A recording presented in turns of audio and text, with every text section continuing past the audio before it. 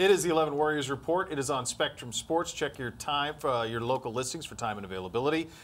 We tackled four position groups today, guys, but really the ones I want to get into are running backs and defensive line. Let's start with defensive line because it's just ridiculous.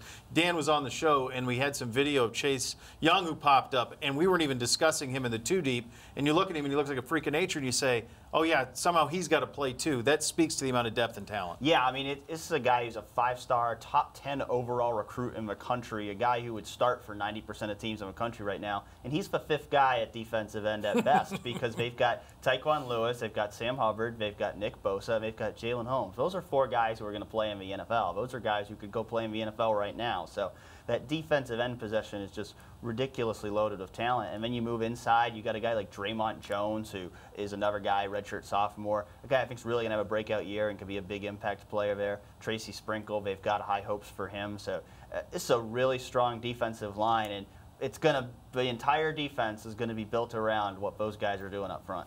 If the entire defense is going to be built around that defensive line, the entire offense is going to be built around the running game. Now, there's a lot of parts to that. Offensive line, we've discussed. We know we're getting in J.T. Barrett.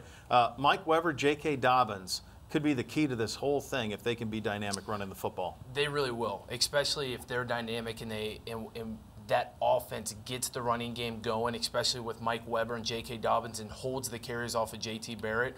That passing game is going to open up, and especially the new wrinkles that we're going to see in Kevin Wilson's offense. It's going to be a completely different offensive scheme that we're seeing this year, but those two guys specifically are going to be the workhorses to this offense and are going to be basically the masterminds in getting this whole machine going. Yeah, look, it's fun. We talked about corners as well. Tons of talent there.